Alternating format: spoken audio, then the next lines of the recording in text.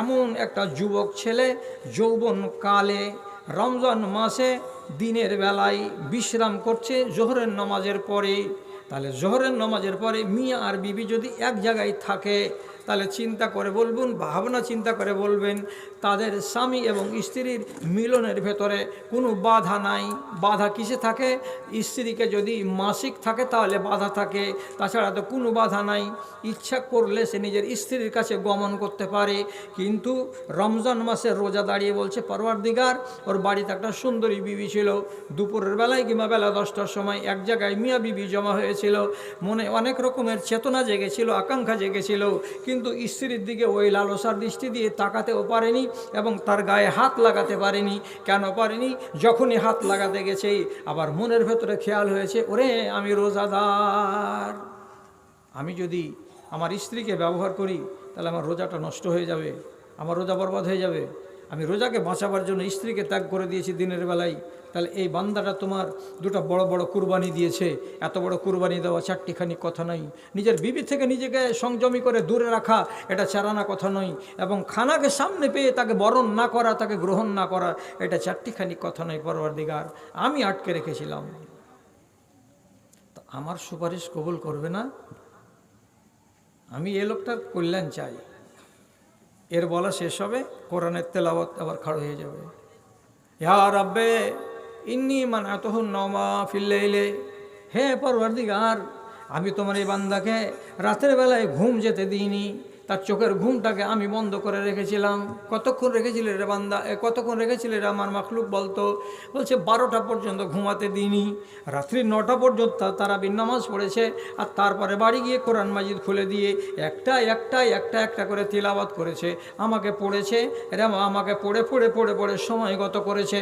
তাহলে আমি তার চোখে নিদ আসতে দিইনি, আমার কারণে নিদটা আসেনি। আমি যদি না পড়তাম তার মুখ দিয়ে, তাহলে পরে সে ঘুমিয়ে যেত। তাহলে মিষ্টি ঘুম থেকে বিরত রেখেছিল কে? তো আল্লাহর কোরআন। তো আমি যদি তার নিদকে কেড়ে নিয়ে থাকি আর আমার যদি তেলাওয়াত হয়ে থাকে, এটা তো তোমার কিতাব। তো তোমার কিতাবকে যে বান্দাটা জেগে জেগে তেলাওয়াত করেছে, আরাম হতে দেয়নি, আরামটাকে হারাম করে রেখেছে, এই বান্দার জন্য আমি সুপারিশ করছি, আয় আল্লাহ, তোমার এই বান্দাকে তুমি একটা সুখের স্থান দান করো। রব্বুল আলামিন বলছেন, তোমাদের দুজনের সুপারিশ আমি খুশি মনে কবুল করে নিলাম। আমার বান্দার জন্য স্বর্গের উদ্যানে তার জায়গা তৈরি করে রেখেছি, আমার বান্দা সেখানে চলে যাবে আরামের সাথে, কোনো বাধা দেওয়া হবে না। এই জন্য যে কোনো মানুষকে রমজান মাসে কোরআন মাজিদ যারা পড়তে জানে, ফুরসত না পেতে গেলেও এই মাসের খাতিরে তাকে কোরআন মাজিদ পড়তে হবে। এবং বড়রা বলতেন, আমাদের বাপ দাদারা, কি যে কোরআন মাজিদকে কমসে কম একবার খতম করবি রে, এই রোজার মাসে রে একবার খতম করিস। তাও কোরআন কবি যে আমাকে পড়েছিল যে আল্লাহ। আমি আপনাদের এখান থেকে শুধু জানার উদ্দেশ্যে বলছি, আজকে কয় রোজা আমাদের শেষ করে আমরা পড়লাম? 11। আজ থেকে শুরু হয়ে গেল, ও 11 শেষ, তো 12তে পড়লাম। তাহলে 12টা রোজা আমাদের, 11টা রোজা আমাদের কমপ্লিট হয়ে গেছে। তাহলে রাগঝাল করিয়েন না, হিসাব করে বলেন তো 11টা রোজাতে 11 পারা কোরআন মাজিদ কতজন লোকের হয়েছে? 11 পারা, রোজা প্রতি 1 পারা করে কতটি লোকের হয়েছে? নাই। কেমন কথা? কভি জিন্দগি পে নাকি নজর, কাটি উমর সারি গুনাহ মে, कभी जिंदगी पे न की नज़र, कटी उम्र सारी गुनाह में, ऐ खुदाए काबा तू पनाह दे, मैं खड़ा हूँ तेरी पनाह में। কি করলেন গো? আচ্ছা, 1 পারা পড়া লোক আছেন এখানে কেউ? 2, 4, 5, 7টা। আচ্ছা, এবার বলেন, আজাব হবে না? রাগ করেন না, আপনাদের আমি ঘরের মানুষ, কোনো রকমের রাগঝাল করি নেই। সোজা সোজা ঝুট্টা কথা বললেন না। রমজান মাসে কতটি লোক কোরআন মাজিদ পড়তে জানেন না? হাত তোলেন তো। হ্যাঁ, কোরআন পড়তে জানেন না, কোরআন পড়তে জানেন না। তাহলে কতটি হলো? 15টা হাত হলো। একটা কথা বলবো, আপনার যদি নেক নিয়ত থাকে, 7 দিনে কোরআন মাজিদ মুখ দিয়ে উচ্চারণ হবে। কি বললাম? আপনার যদি শিখার ইচ্ছা থাকে 7 দিনে কোরআন মাজিদ পড়তে পারবেন। কোন একটা মৌলবীকে ধরেন, হ্যাঁ সিফারা বগল করে যে আমি এই বুড়াতি বসে কোরআন শিখতে যাবো, জি কাউরি কাছে যেতে হবে না, লুকিয়ে ইমাম সাহেবের কাছে একটা ফর্মুলাকে মেনটেন করবেন, কোরআন মুখস্থ হয়ে যাবে। প্রথমে বর্ণ 29টা, আলিফ বা তা সা, এটাকে ঘরের কোনাতে একলা একলাই শিখালেন, আলিফ বা তা সা এই করে শেখা হয়ে গেল যখন 29টা বর্ণকে, তারপরে 6টা কথা শিখতে হয়, তাহলে কোরআন খুলে যাবে।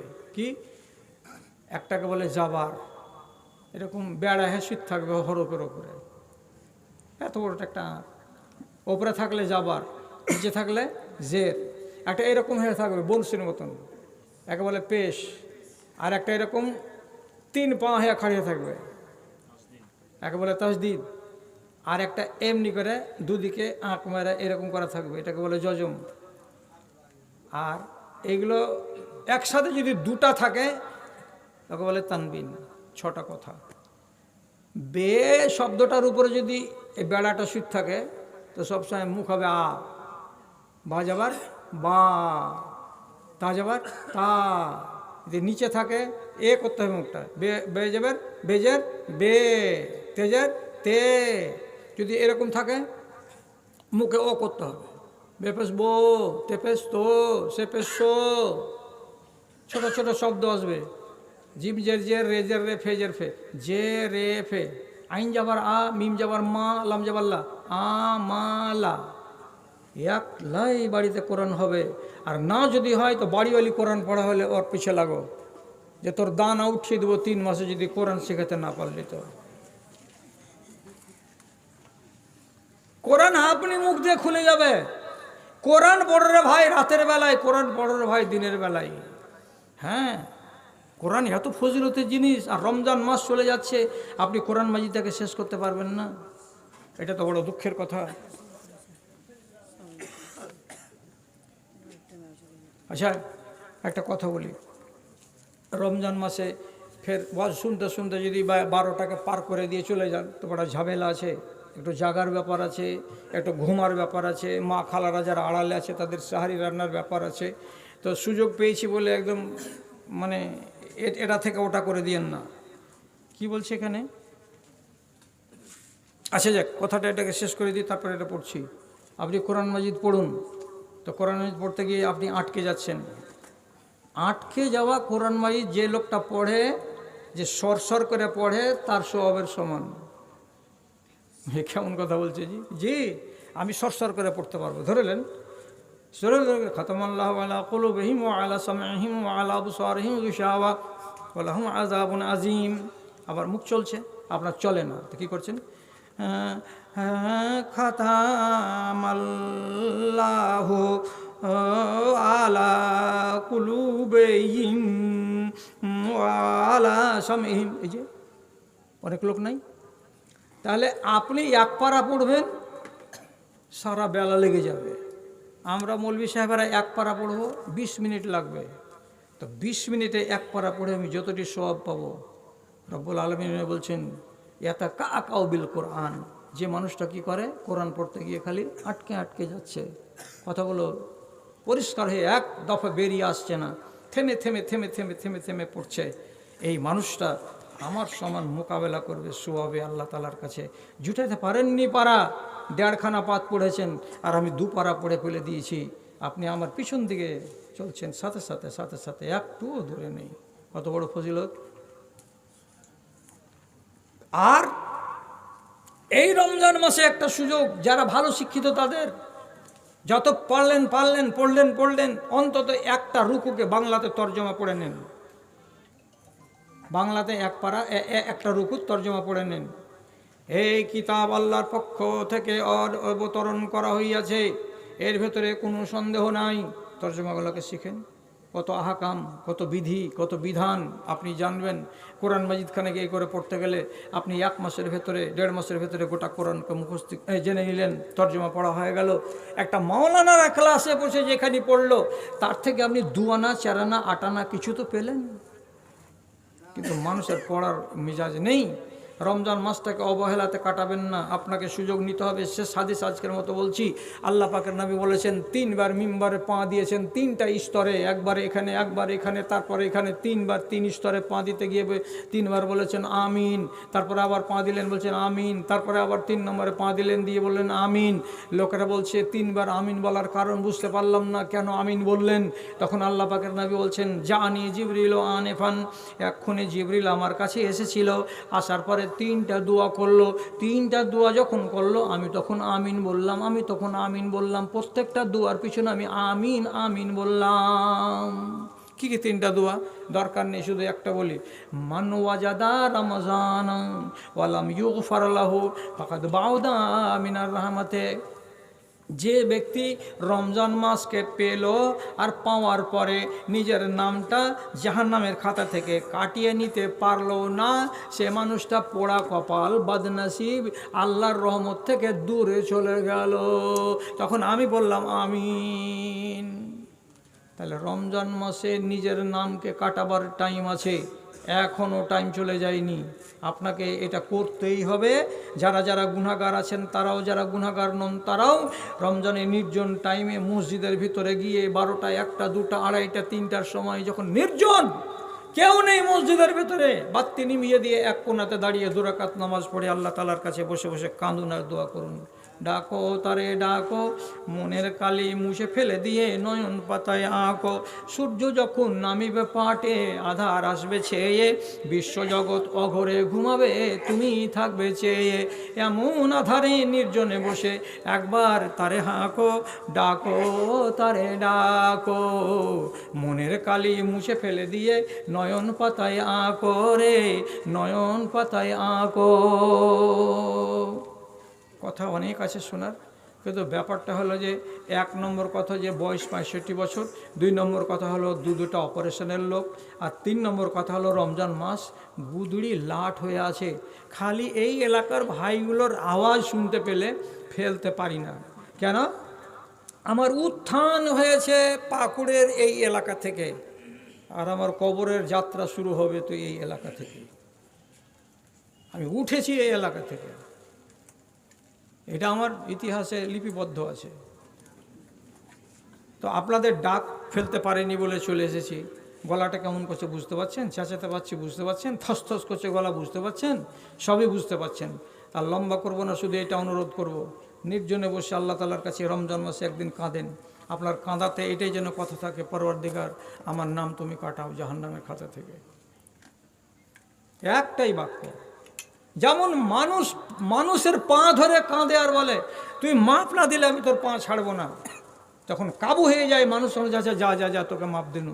আপনি আল্লাহকে সামনে পাবেন না, তবু আন্দাজের উপরে বলুন আল্লাহ তুমি সামনে আছো, তুমি আমার নাম জাহান্নামের খাতা থেকে কাটিয়ে দাও। কাঁদতে আরম্ভ করে দেন, কাঁদতে আরম্ভ করে দেন। মসজিদের ভেতরে রাত 1:30, 2টা, 2:30, 3টার সময়তে কেউ নেই মসজিদে, গুম সুম মসজিদ, ওখানে ডাকবে, দোয়া করবেন, নামাজ পড়বেন, আর মৌলানা সাহেব কাঁদা যাবে না, যাবে যাবে।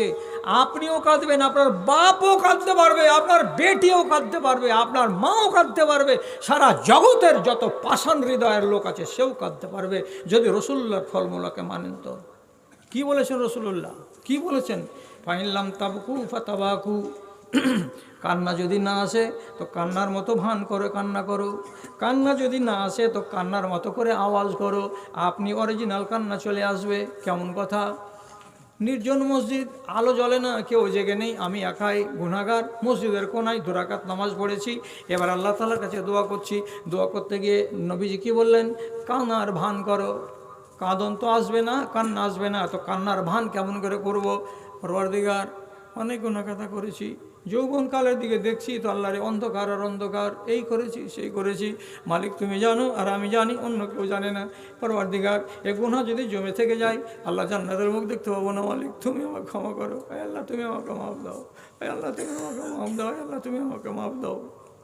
তোমার দরবার ছাড়া অন্য কোনো দরবার নেই মালিক। তুমি যদি হেত করে হাঁকিয়ে দাও তো কার দরবারে আমি যাব? তুমি তো যারা কাঁদে তাদেরকে ভালোবাসো, যে পায়ে পড়ে তাদেরকে তুমি ভালোবাসো। আমি গুনাহগার আল্লাহ, আমার চাইতে অনেক বড় বড় গুনাহগারকে তুমি মাপ দিয়েছো। আয় আল্লাহ, কত কত গুনাহগার দুনিয়াতে মাপ পেয়ে গেছে, তো আমি কেন মাপ পাবো না? আল্লাহ তুমি আমাকে মাপ দাও। আল্লাহ তোমার কাছে মাপ চাইছি। আর গুনগুন গুনগুন করে কান্নার ভান করেন, আর একা একা নিজে নিজে আওয়াজ করেন। 1টা মিনিট থেকে 1.5টা মিনিট, 1.5টা মিনিট থেকে 2টা মিনিট ভান করে করে যখন নির্জন অন্ধকারে এমনি করে আল্লাহ মাপ দাও, আল্লাহ মাপ দাও, আল্লাহ মাপ দাও করবেন। অরিজিনালি চোখের কোনা দিয়ে পচা পানি বেরিয়ে আসবে। রে জালিম, জালিমের চোখের পানির কত দাম! রব্বুল আলামিন বলছেন, মা মিন মুমিনিন ইয়াখরুজু মিন আইনাইহি দুমুউন ওয়া ইন কানা মিসলু রাসি যুবাব। কোন একটা মানুষ গুনাহগার পাপী তাপী যদি আল্লাহর ভয়ে কাঁদে এবং ওর চোখের কোনা দিয়ে যদি একটু মাছির মাথার সমপরিমাণ পানি গলে নেমে আসে, গড়ে যদি ঝরে নাও বা পড়ে জমিনে, তো গাল পর্যন্ত যদি পানির 2 ফোঁটা 2 চোখ থেকে নেমে এত দূর পর্যন্ত আসে, নবীজি বলছেন হারামাল্লাহু আলাইহিন নার, ওই মানুষটার উপরে জাহান্নামের আগুন হারাম হয়ে যায়। হলো মাফ হলো? মাফ না হলে জাহান্নামের আগুন হারাম হয়? হ্যাঁ? তাহলে রমজানের ভিতরে যদি 2 দিন করেন 4 দিন করেন 5 দিন করেন, ছাড় আছে। কিন্তু আমি বলছি অনুরোধ করে 1 দিন তো করেন আপনি, 1 বছরের আপডেট হোক। তারপরে তখন পরে দেখা যাবে যে আগামী বছর ফের আমি কি করব। সেদিন কি করবেন? যদি পারেন তারাবি সবটি পড়িয়েন না, 4 রাকাত পড়েন, 4 রাকাত থেকে যাবে আর বেতরটা থাকবে। এবার 1টা রাতে এলেন, মসজিদের কোণাতে গিয়ে তারাবিটি পড়ে নিলেন, বেতরটা পড়ে নিলেন, আর নেওয়ার পরে এবার বসে বসে আল্লাহ তাআলার সামনে দোয়া করতে লাগলেন।